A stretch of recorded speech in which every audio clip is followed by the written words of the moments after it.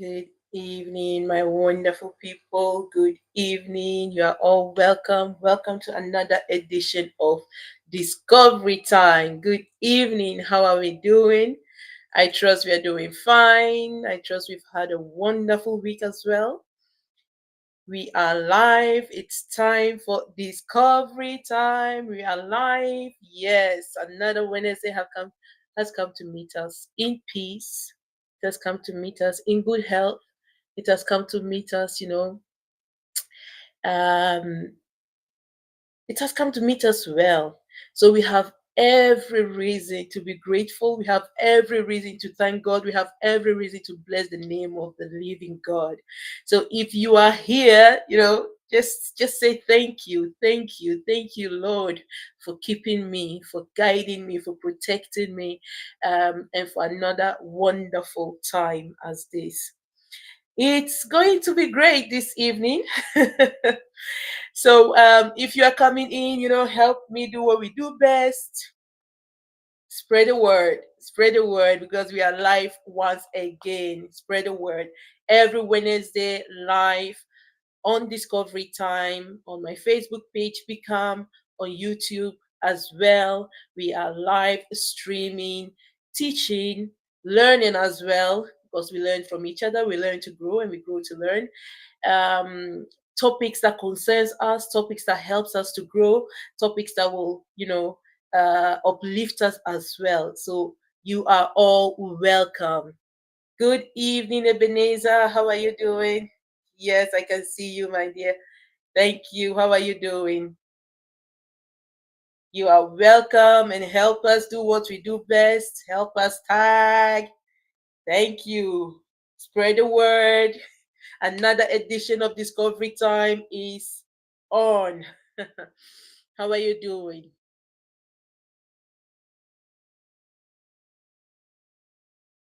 I trust you're fine and your week has been great. So, Discovery Time, where we discover, relearn, unlearn, where we unravel some certain things. Most of them not new because there is nothing new under the sun.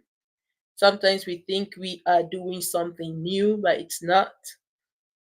But like there is a blessing in diversity, it's always good to, um, you know, obey and do what the Lord is leading you to do because you never know who it might be blessing. So that's what we do here. And try to bring topics that concerns us that will help us understand some things better or within a different perspective. I'm doing fine. Thank you so much, Ebenezer, my family. We are all doing great by His grace. Thank you. All right. So last week or this month, we've started with the topic order, the importance of order. And last week theme was um, order in diversity. And it's such a blessing. Diversity is really such a blessing. But it's diversity in creation so that we don't get it wrong, we don't misunderstand it. Diversity in creation is a blessing. And as we will learn, as we will get to know this evening, there are different types of diversity that you is not always how it's supposed to be, but the diversity in creation is just great. It's awesome. It's a blessing, and it's there for a reason. There is a purpose why there is diversity, and we thank God for that. Good evening, Debbie. How are you doing? You're welcome. You're welcome, my dear. So this evening, still on the topic of order or the importance of order, we are going to be dealing with us, with us, you and I. Good evening, Bisola. How are you doing? You're all welcome. Thank you, Devi. God bless you. Thank you, Bisola. Thank you. You're all welcome. I trust you're all doing fine. Yes, that's natural. Sometimes we have to embrace our natural self, right? And be proud of who we are. So we thank God. So this evening, we are going to deal on the order in us. Or let me put it this way, I think I titled it Order from Chaos. Order from chaos. Not that we are made in chaos, not at all. But as we move on, you will maybe understand why the title Order from Chaos. And it's starting from us. I am also doing fine. Thank you, Debbie. And it's starting from us, you and I. You know, last week I said there is a blessing in diversity, and it is so. You and I, we are not a mistake. None of us are. We are not a mistake. We are carefully designed, carefully and wonderfully, fearfully made. So we are designed, meaning we ourselves, we are a system. Good evening, patients. How are you doing? You're welcome. So we are a system. Now, being a system is, can someone help me define system? I like us to interact. So can you help me define what a system is so that we can build up from there? What do you understand um under system?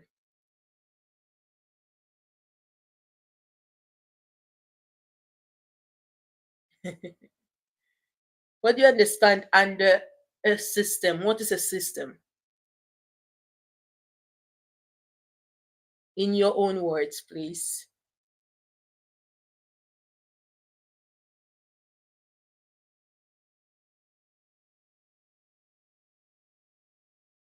What is a system? A system, let me give you time. Please help me define what is a system. What is a system? Because we all, or we might have different definitions or understanding about what system is. So let's just have it. Let's see. How will you define a system? If I say you and I, we are a system, how will you define it? How are we a system?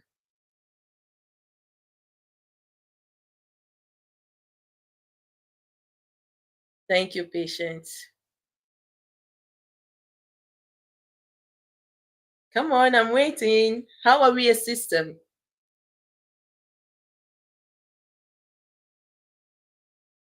Okay, patience says system could be a way of doing things. Absolutely. A way of doing things.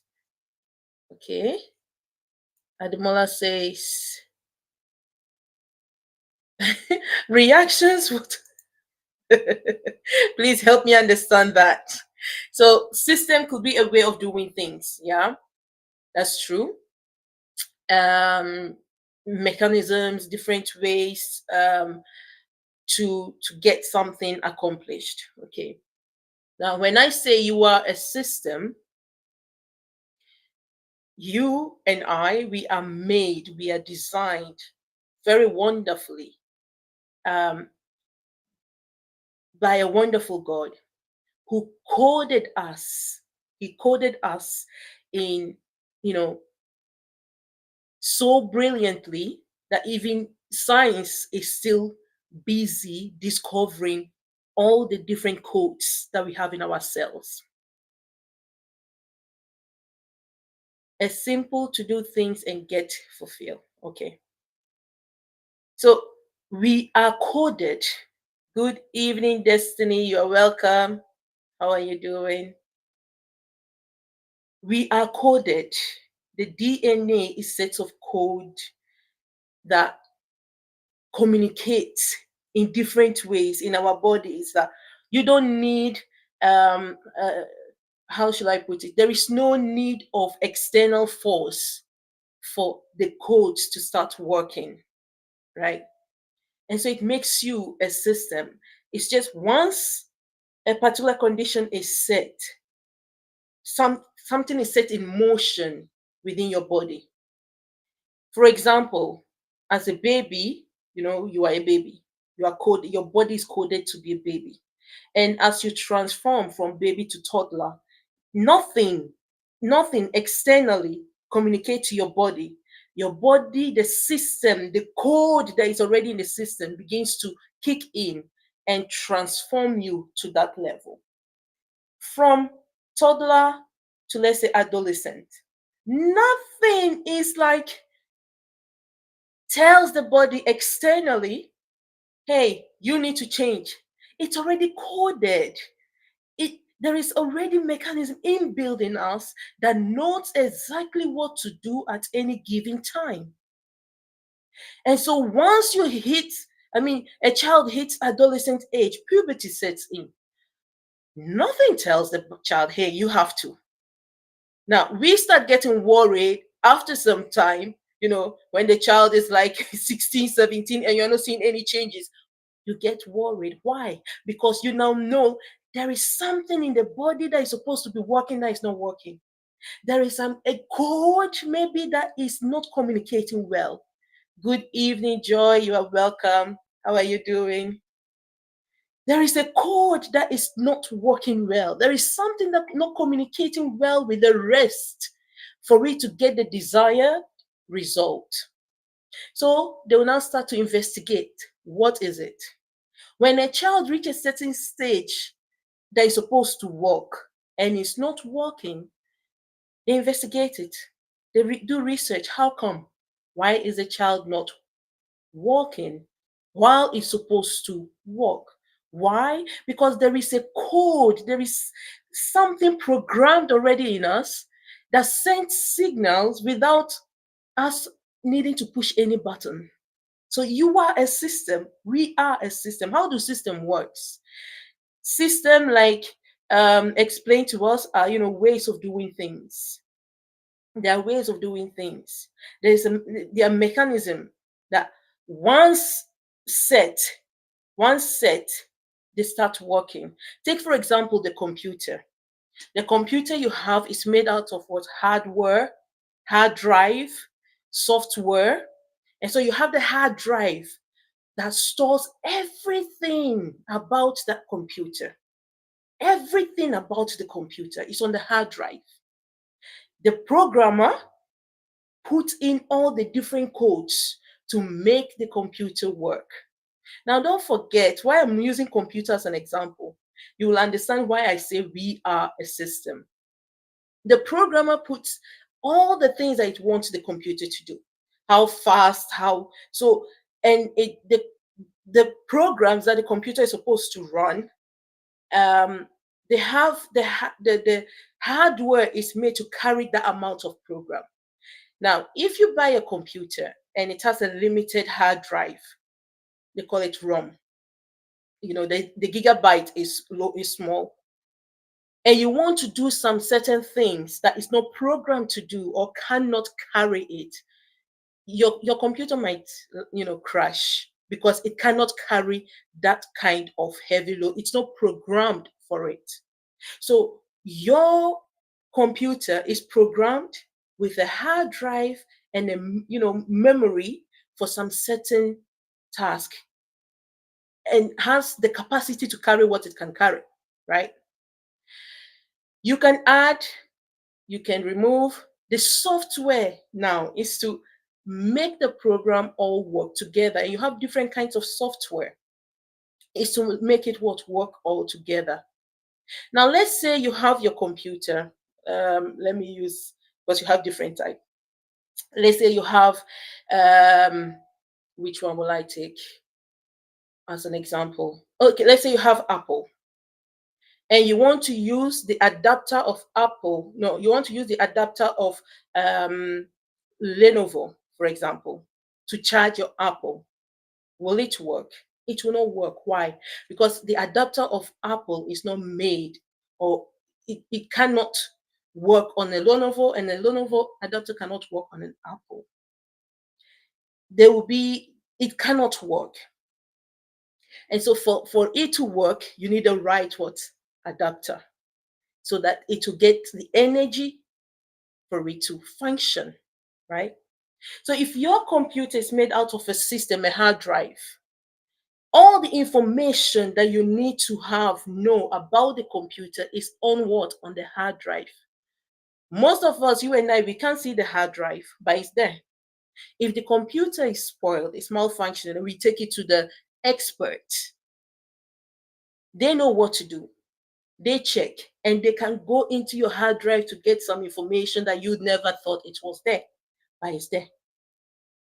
So the fact that you don't see the hard drive doesn't mean that it's not there. And the fact that you don't see all the program in the hard drive does not mean that they are not what programmed to work certain way. Regularly they update themselves. They are already programmed to be updating. And so once in a while your computer will highlight you, okay, update is needed, update is needed, update is needed for this software, for that software. They are programmed to be updating themselves regularly. If you don't update it, you might not enjoy the computer the way it's supposed to be working. Now bring it to us. We are programmed by a divine programmer. We are programmed by a divine programmer, and we have our hard drive. We have our hard drive that everything about us, the blueprints of everything that we ought to be, is already downloaded into our hard drive. And you know what the hard? Can someone tell me what is our hard drive? If you bring it to us, how will we call our hard drive? How will we call it? Which part of us is the hard drive?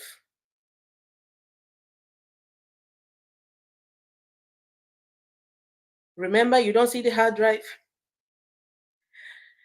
but it's there. Which part of us is the hard drive?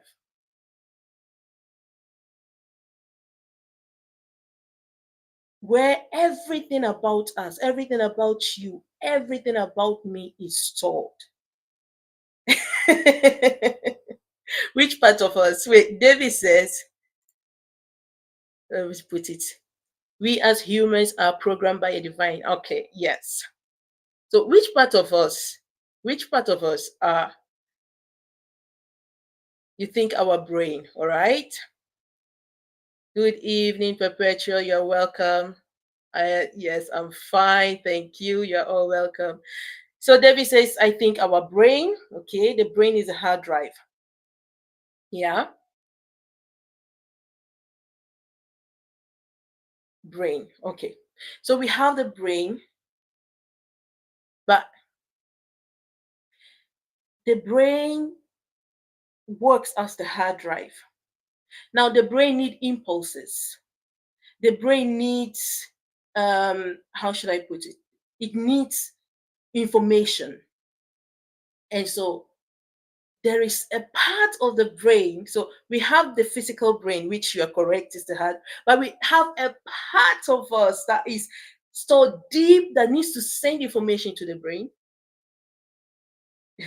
that needs to send information to the brain that is not external. What can that be?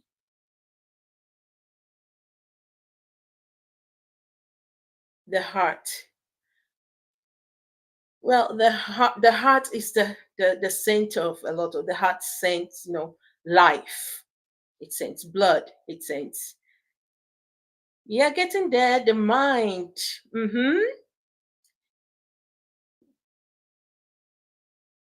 We are formed by the body, which is the physical, the soul, which is the mind. That consists of, your will, your emotions. That is where the soul is, and the spirit. Your spirit is actually the real you. right? Your spirit is the one that carries um, your blueprint, because it's the one that carries the image of the programmer. Your spirit is the one that carries the image of the programmer. So the spirit is there. And then you have the soul, which is really your will, your emotions. And you build it up as you grow, and the impulses that you get from outside, you actually build your will, build your emotions, you develop your emotions. Remember, when we dealt with emotions, it's what you get to know, what you how you are um brought up and allowed to develop healthy emotions, affect how you think, affect how you also express your emotions, how you express your feelings, right? So you develop, or your soul is influenced by the impulses from outside. And that's where we are going to drive to. Your body is sustained basically by the physical. Your body, the need of your body, how your system, the body system is built, is different from how the soul system is built, and is different from how the spirit system is built.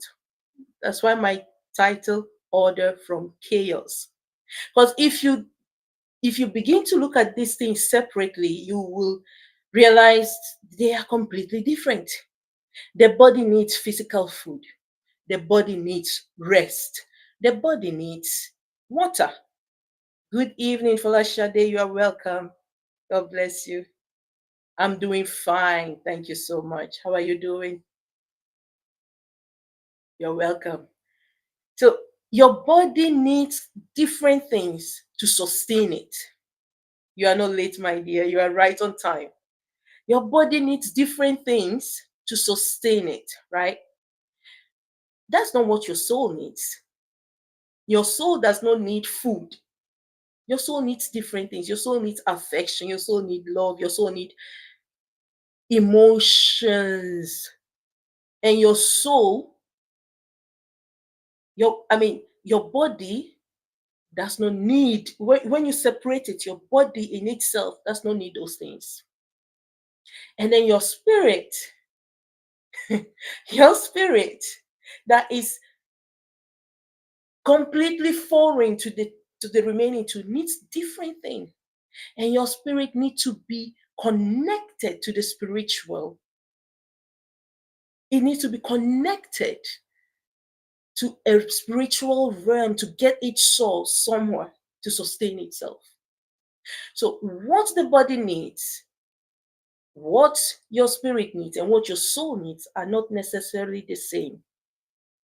But as a spirit man, we are first, what we most of the time forget, we give our body so much attention. Thank you, my dear. We give our body so much attention that we forget those ones that are so important that you don't see. We forget, we starve the spirit completely, we starve it. We starve the spirit, and we overload the soul. We overload the soul with all kinds of unnecessary emotions. Let me put it this way. We overload the soul, but we starve the spirit, forgetting that in the first place, we are spiritual beings. We are spirit man in a body with a soul. That is human beings. Spirit man in a body with a soul. So if you do not understand the workings of these three to make it work as one system, you'll be operating on different level. And what you see when there is no um alignment, when there is no connection with these three things, you have chaos. We last week we said chaos is what? Chaos leads to confusion. Chaos is disorder. So when these three things are not connected and working together, you have chaos. You have chaos in the man as a person. You have chaos within you. Either your spirit is dying off, either your body feels your no matter what, whatever affects the spirit affects the body. Whatever affects the soul affects the body. So there is a connection in these three. And that's what we need to start to realize. You cannot put so much attention on one and disregard the rest. You cannot. You are a system. And as a system, you need to have attention for all. And even more so, your spirit. The spiritual man needs to be more alive, because that is what gives life to the rest. When the spirit communicates the right things to the soul communicates to the body, and there is harmony, there is peace. There is peace when the body is willing to subdue itself for the soul. And when the soul is also willing to subdue itself for the spirit. Now, you need to understand as a spiritual being where you are getting your source from. You need to understand that. That's a topic that we will leave for next week when we talk about the different systems. Different systems. But you now, you first have to understand, we have to understand that we are a system within ourselves. When we have that understanding, there is a way that you will attune, or you will think to make right choices. Now, your thinking faculty is where it's in the brain, right? Your thinking faculty is where? In the mind, send signals. And there is a way that you can train your brain to be able to do more things. So the brain is physical. The brain is physical. It's not something that is not, it's physical, it's only we can see it. You can see it when the head is open. So the brain is a physical thing. It has impulses. It has different, impulses. And how you train the brain to think, how you train the brain to solve problems, how you train the brain is how you now become. Don't forget what the Bible says in Proverbs chapter 23, verse 7, I believe. As a man thinks in his heart, so is he. So as you think in your heart, that now gives the impulses to your brain. Your heart is where your soul. That now gives the impulses to your brain. It's now how you begin to act. How you begin to act. As you think. As you think. Not only thinking here, but as you think deep. As you think in you, so you are. Because that's the real you. See, I said something some time ago about making decisions from the heart of the mind and making decisions from the heart of your inner man. They are not the same, because your inner man is the real you. And when you take decision from your inner man, you are not likely to change it overnight. You are not likely to change it. But you hear this, I've changed my mind. When the decision is taken from the heart of the mind, when a decision is taken from just, the mind and based on feelings, you can change it anytime. You can change your mind anytime without feeling bad, but for you to take some certain decisions, life-changing decisions, you don't base on the heart of them. You don't base on your mind. You must dig deep to your inner man. because this is a life-changing decision. And it must come from deep within, that you know you are not going to change overnight. If you are going to, like, choosing a partner, for example, it's not something you just, I feel butterflies. I feel butterflies, and then you decide. It's not something you decide overnight. You must, it must come from deep within. And when you know, you have, how you would know deep within, like, your decision is okay. It's when there is this calmness, peace with your inner man and the man up here. When there is this calmness, when there is this peace about it, you know there is agreement. Good evening, Feti Zoe. You are welcome. How are you doing? You're welcome, my dear. There is an agreement within you. And so when there is an agreement within you, you have peace. No matter the outcome, no matter what will lead, what that decision will lead to, because you have peace with it, it's okay. You accept it. You will accept it, like, yes, I'm okay with it. I have peace with it. It's completely different. So how you need to treat your soul is different from how you treat your body. And especially if you want your soul to be healthy, you must have attention for your spiritual, your inner, your spiritual being. You must have attention for it, because there is where a lot of things get, messed up. There is where a lot of things get confused. Confused. Many people are, I'm confused. I don't know what to do. I don't know what. Most of the time, if you remove emotion and dig deep and allow the spirit to lead you, you realize that the decisions that you will take are completely from it, it's completely different. Why?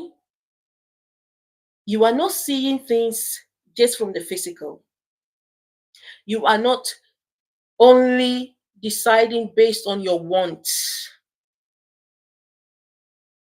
but you now take time to decide on what is necessary, what is the need.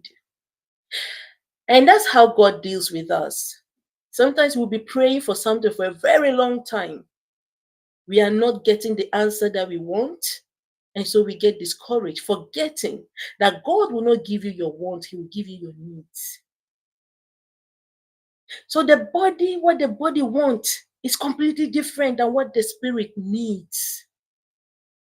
And that is, we need to understand our makeup, how we are programmed. Because we are programmed by a divine programmer. We work as a system.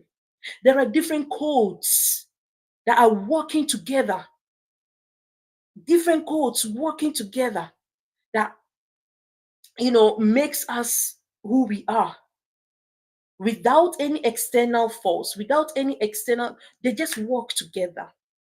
Good evening, Philip. You are welcome. Thank you for joining. I am fine. Thank you so much. Okay, patience. See you later. Without any external pressure, the system is working. It knows what to do. It knows when to kick, when to shut down also.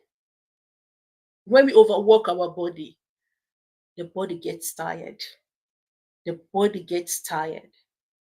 When we starve our spirit, the spirit gets what? Low. And that is what the Bible talks about, your spirit dying, the spiritual death. It's not the physical death, because with the physical death is death. But as spirit beings, we don't die. Spirits don't die, so your spirit will not die. And that's the understanding we need to come to. Your spirit will not die. So If your spirit is not dying and they say that there's this, your spirit will die, or like there's a spiritual death, what does it mean? What does it mean? It means that in the realm of the spirit, there is a one that is called death, and there is one that is life in the realm of the spirit, but they affect both the physical realm. They both affect the physical realm.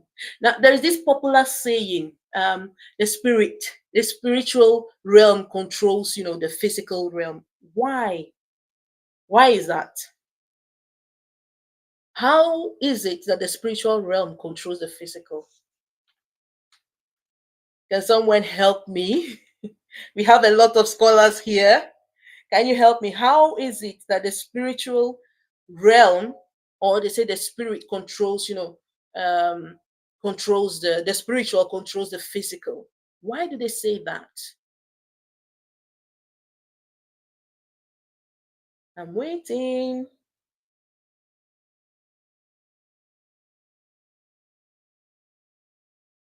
Why is it so?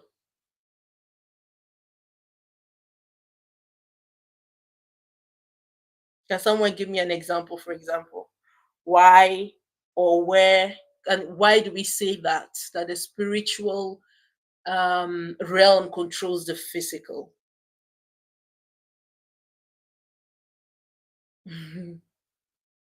Well, like I said, yes. So why is that, Joy? Why do we say that the spirit controls um the physical?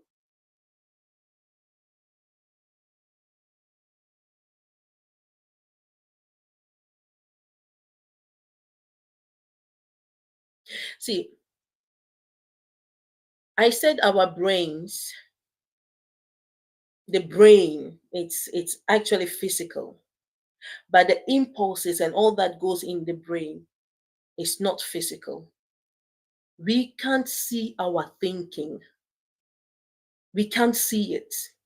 Okay, Destiny says the spiritual realm controls the physical realm because spiritual thoughts, exactly, intentions, and energy shape and influence the physical reality, with consciousness and mind playing a crucial role in manifesting. All right. Thank you, my dear. You've said it all.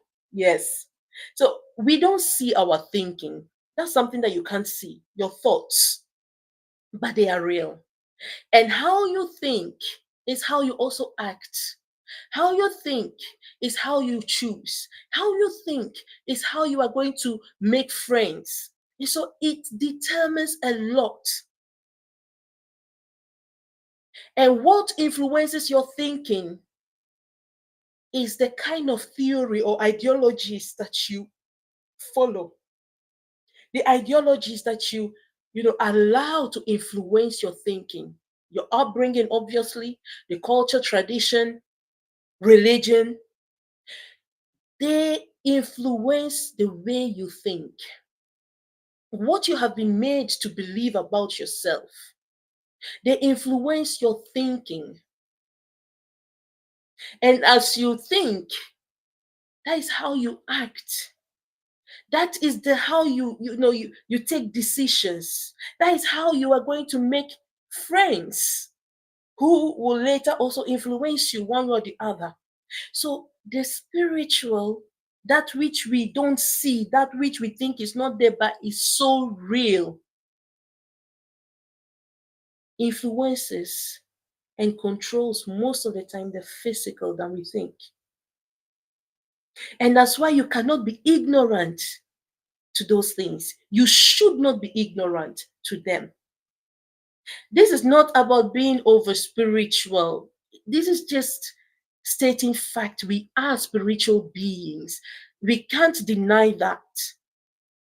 We are spiritual beings in the first place, molded, molded in a mortal body. The mortal body one day will give up, but your spirit and soul will not.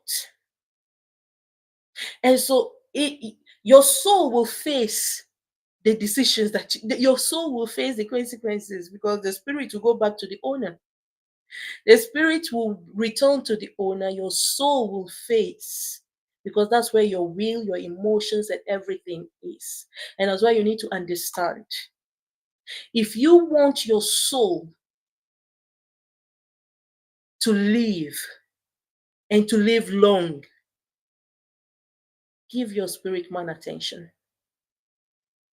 Give your spirit man attention and beware of whatever ideology that is influencing your thinking. Your thinking influence your belief system, and your belief system influence your thinking. So be aware of all these things. They are not without consequences. They have serious ones. If take a car, for example. Now we took computer, now let's take a car, for example. The You have different cars, and the electric car, you cannot put benzene in an electric car, right? It will not work. You don't even have a place for it. But you have hybrid. You have mix of electric and benzene. So if you're using the hybrid, then yes, you can put benzene. But if you don't, if you are not, then you shouldn't even try it, because you are just going to spoil the engine of your car. You have diesel. Now, if you have diesel and benzene, you can't go and put benzene in a diesel car. You are just spoiling your engine again. You can't go and put benzene, or you can't put um, diesel in a benzene car as well. You can't. You again spoil your engine. Now, there are a lot of things going on in the engine if you open the car. I'm not a mechanic, um, but for a car to start, the engine is there. If there is no benzene in the engine, the car will not start. If the battery of the car is dead, the car will not start. So for the car to start, there are some conditions that needs to be, fulfilled. So that when you put when you put the key and just twist, or you press on the start button, it needs to communicate with those mechanisms to start. There must be communication there. And if there is one thing missing, like the battery is dead, there will be no communication. You'll just be hearing no, car is not starting. There is no communication because there is a malfunction somewhere. But if all is in order, the benzene, the car, everything, the battery, once you just press the start, you don't have problem. It starts. As long as you have the right benzene, you are using the right fuel. You are taking care also of your engine. Sometimes some of us, especially ladies, we don't have attention for those kind of things. Like the car needs water. You people know car needs water. The car needs oil. The brake has oil. There are a lot of things in the car that if you are not aware of, you wear it out, and then you say the car has broken down. The car has broken down. That why it's not supposed to break down. Why? Lack of care. Water was not added when it needs to be added. You overheat the engine. The oil, you need to regularly refill. Check the oil. Also, if it is dirty, it needs to be changed. Especially in our African roads with a lot of sand, and you need to check things regularly to make sure that they are working well.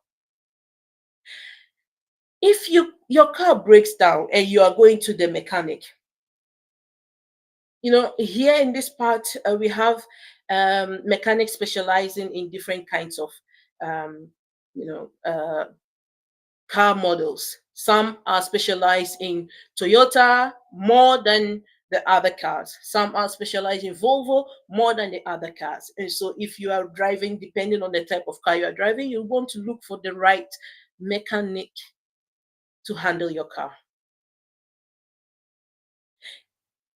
This is just an example for cars.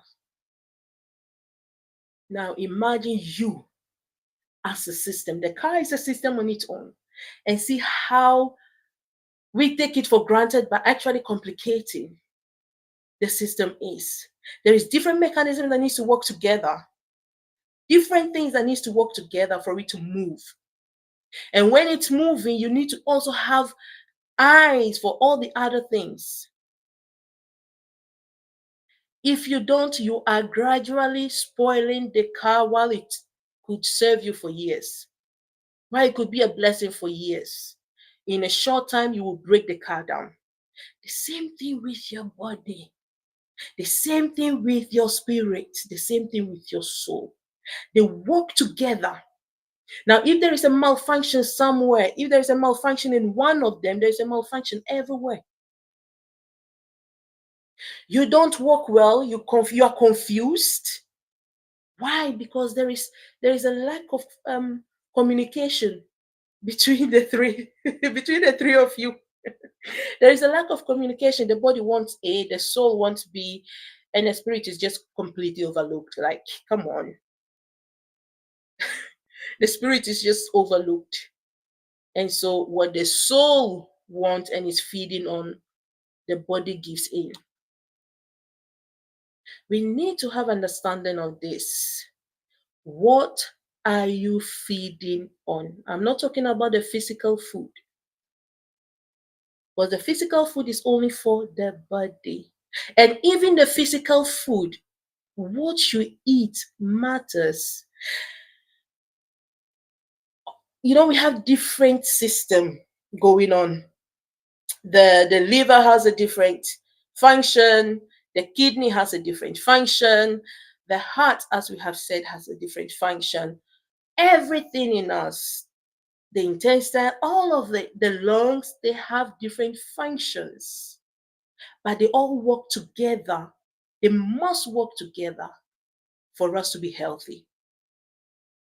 They must work together for us to be what? Healthy.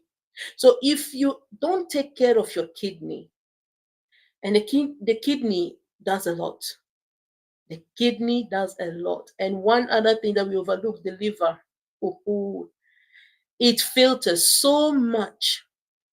And so if you overload your body with a whole lot of junk, giving the liver overwork and overload and weakening it, you weaken it actually. You weaken the functions. Why? Because they are not meant to be breaking down these kind of things that you are eating, that we today are consuming. They are not meant. So even the physical body, you need to be mindful of what you are feeding it. Because you want this body as long as possible. You want it as long as possible. We don't know our time, but as long as you are living, you need a body. This realm is made for this body. This body is made for this realm, and this realm is made for this body.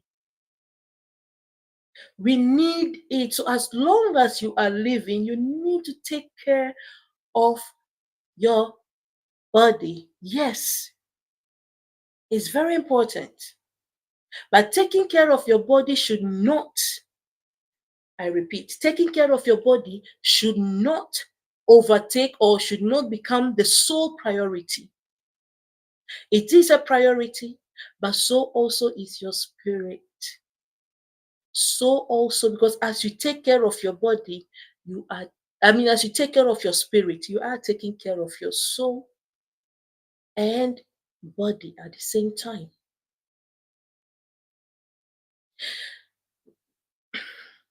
If we want to understand, let's just go back to the example of the cars. If you want to understand very well how it works, let's say a manufacturer realizes, they manufacture new cars, it comes out, and they realize there is a fault in the programming. What happens? Most of them recall back the car.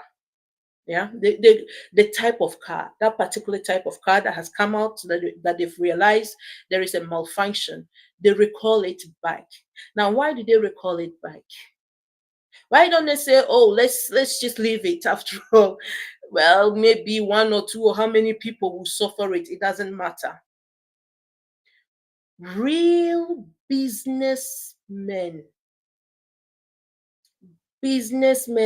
with the mindset of, we need, it's not only about money, but building a reputation is even more important. They put their reputation first. Why? Because the reputation also that will sell. So they put their reputation first and recall back the cars that are malfunctioning to restore it. They are not recalling it back necessarily because they're afraid of negative critics. So they will recall it back. Reputation is the same way, is the same thing that your programmer, your designer will do anything and everything to make sure that you function for his reputation, for his name's sake. Is the same way if you now submit yourself, because there is law, there is principles in everything, every system. You first build the system and then you build the law that governs the system. For the examples that I gave, if you have a diesel car, you are not going to put benzene. It's a law that you don't put benzene, you put in the right fuel for the right car.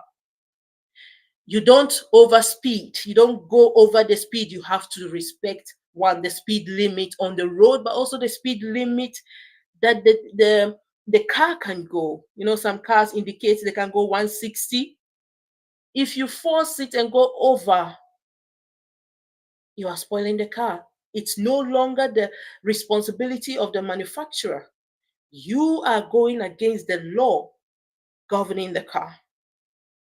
So it is no longer the responsibility. There are laws built, and then there are laws governing the system. If you don't obey those laws, if you don't abide by those rules, it's your response. It's on you. But if you do, then it is the responsibility. That's why they have guarantees. It is the responsibility of the manufacturer to make sure that your safety or whatsoever it is designed for is working. If it is not working and you can prove, hey, but I'll be respecting everything, you go back, they check, you have guarantee. Excuse me, they will change it for you or do what it needs to be done so that you get the results that you need to get. You must submit under the law governing the system. If not, it will not work. If not, you cannot hold the manufacturer responsible for malfunction. You can't. You cannot hold the manufacturer or demand.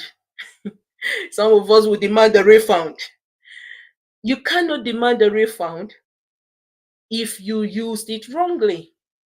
You cannot demand a refund if you did not respect, But in our case, we have a programmer, we have an architect that has made us wonderfully and fearfully. And even though we disobey the laws,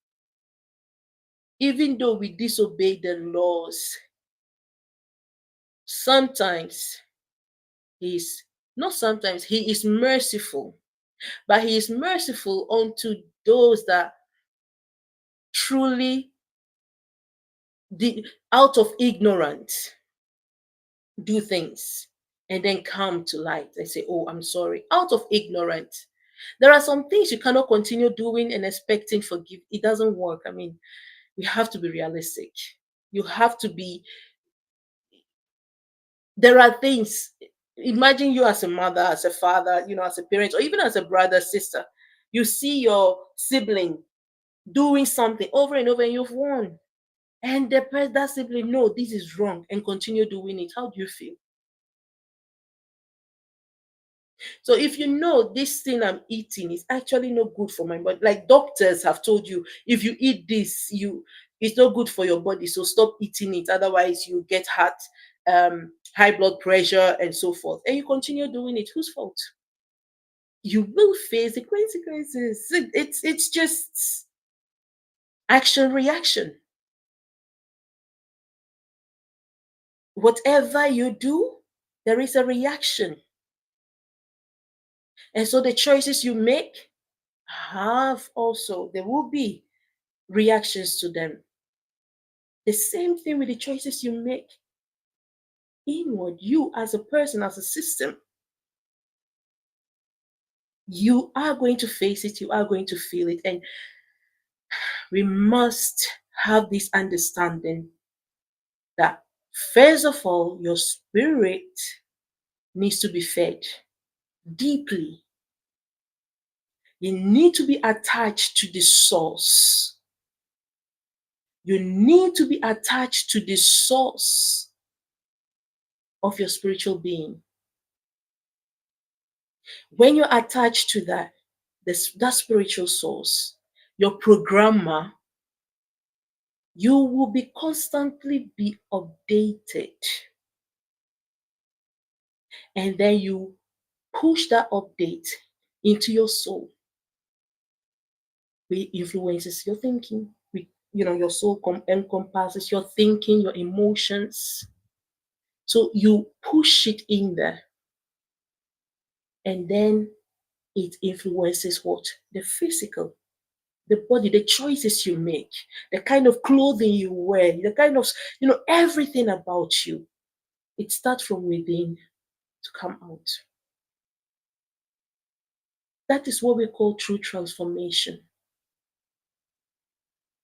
When you align your spiritual will with your soul and body, you really move according to the design, according to how you are designed. Now, you and I, we are designed by the same manufacturer, we are designed by the same architect, but we don't have the same functions. We are not made to function, to fulfill the same functions, let me put it, but we function the same way. We function the same way. The same system, that's why we are a system, is built in us. We function the same way, but we don't fulfill the same function. That's why diversity is a blessing. And that's why there is blessing in diversity. We are made wonderfully and fearfully, but with different gifts to bless each other.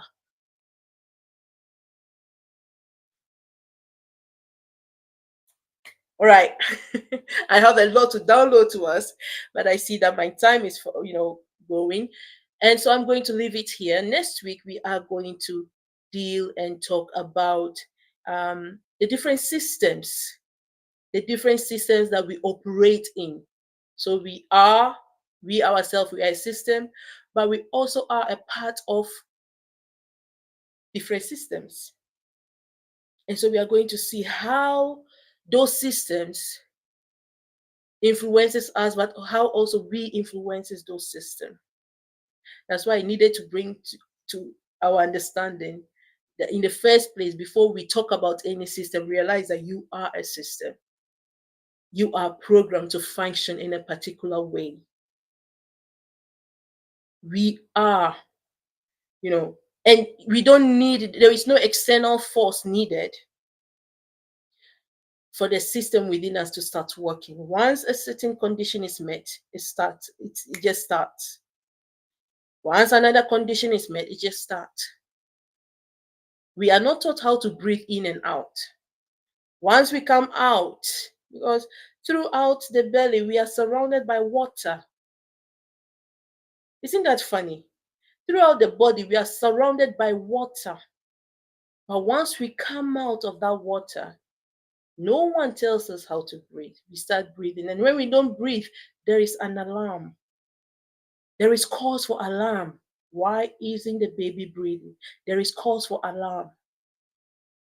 We are not taught. It just happens automatically. You come out of the water, you have to breathe. Instantly. It's inbuilt in us. So there are some answers we are looking for that is actually not outside of us. It's really in us, it's inbuilt. And we need to take the time to dive deep within us to reveal who we actually are, because it's in your hard drive. It's downloaded in your hard drive, right?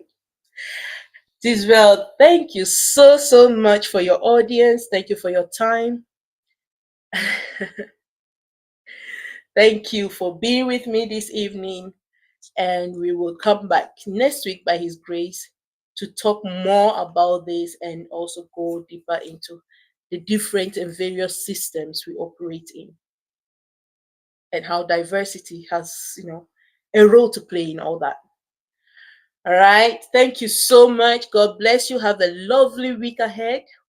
Enjoy your days. Enjoy your weekend as well. May the good Lord keep us. Till then, God bless you all. Thank you and bye-bye. Bye.